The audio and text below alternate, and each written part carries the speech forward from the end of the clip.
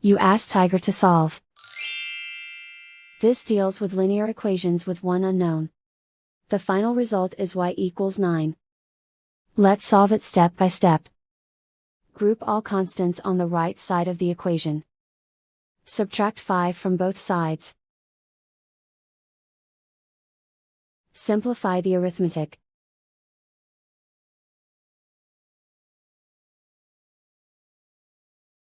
Isolate the y.